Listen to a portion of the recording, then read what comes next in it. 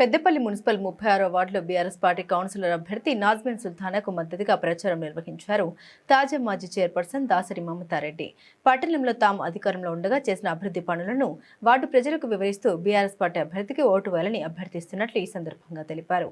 పట్టణంలో గత ప్రభుత్వం చేసిన అభివృద్ధి పనులు నేటి పాలకులకు కనిపించడం లేదా అని ప్రశ్నించారు.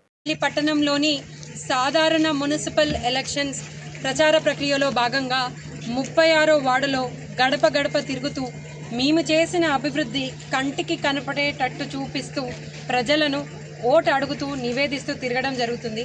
ప్రజలందరూ కూడా ముక్త కంఠంతో మేము చేసిన తప్పు ఒకసారి వాళ్ళకు చూద్దాంలే అని అవకాశం ఇచ్చినాం, మళ్ళా తప్పు చేయము, కేసీఆర్ని మేమే తెచ్చుకుంటామని ముక్త కంఠంతో ప్రజలందరూ కూడా చెప్తున్నారు. ఇప్పుడు జరుగుతున్నది ఏంటి అంటే మేము సీసీ రోడ్లు వేసినాం, మరి వాళ్ళకి కనబడతలేవు కావచ్చు, మేము అభివృద్ధి చేసినాం వాళ్ళకి వినబడతలేవు కావచ్చు, మేము చేసిన మీరు నడుస్తున్న కునారం రోడ్ దగ్గర నుంచి మొదలు పెట్టుకుంటే మీరు నడుస్తున్న అమర్నగర్ చౌరస్తా రోడ్ దగ్గర నుంచి ఇవన్నీ ఏ ఫండ్ నుంచి వచ్చినాయి, ఎవరు చేసిండ్రు, నల్ల నీళ్ళు తెచ్చింది ఎవరు, అభివృద్ధి పనులు ఆపింది ఎవరు మీకు తెలియాలి. ఇప్పుడు వేశారు మీరు, మేము వెళ్ళిపోయినాక మేము గ్రాండ్ చేసిన రోడ్డు మీరు వేసిండ్రు, అమర్నగర్ చౌరస్తా రోడ్ తిరుగుతుంటే చాలా బాధాకరంగా ఉంది. కమిషన్లకు కకృతి పడి మరీ చండాలంగా ఒక వర్షాకాలం కూడా వెళ్ళలేదు, అప్పుడే సగం కంకర తేలింది. అంటే మీరు ఏం వేస్తున్నారు, అభివృద్ధి చేస్తున్నారా, కమిషన్ల కోసం రోడ్లు వేస్తున్నారా అనేది మీరు ఆలోచించాలి.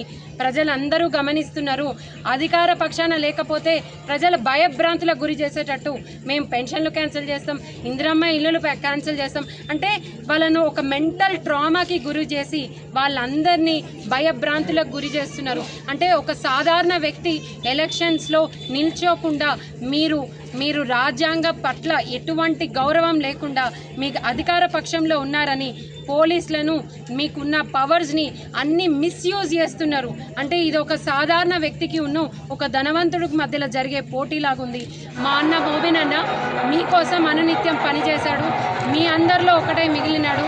వాళ్ళెవ్వరు కూడా ఈ 10 ఏళ్లలో ఏనాడు కూడా సాక్షాత్ రాజకీయంలో లేరు.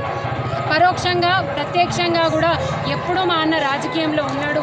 మా నాజ్మిన్ సుల్తాన్ బాజీ ఎన్నో విధాలుగా వాళ్ళకి ఆఫర్స్ వచ్చిన గవర్నమెంట్ అధికారం ఉన్నా కూడా ఏనాడు కూడా ఇంకో ఆలోచన లేకుండా గవర్నమెంట్ జాబ్ వదిలేసి వచ్చి మరి ఈరోజు ప్రచారం చేస్తూ ప్రజాసేవే చాలా ముఖ్యం అనుకొని మా నాజ్మిన్ బాజీ నిల్చుంది.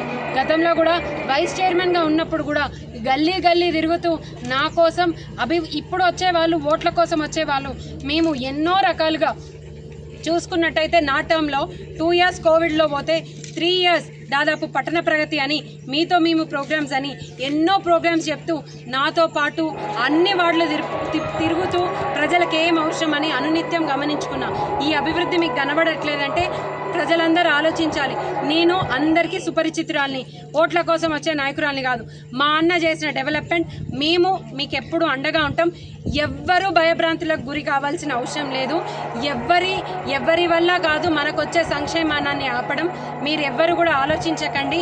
ప్రజలు మా వెంట ఉంటే 100% మళ్ళీ మాకు ఒకసారి అవకాశం ఇస్తే మేము 100% గెలిచి మాతోనయ్యేంత వరకు కొట్లాడైనా వాళ్ళ మెడలు వంచి ప్రతి సంక్షేమ పథకం మీ గడప గడప చేరుస్తాం.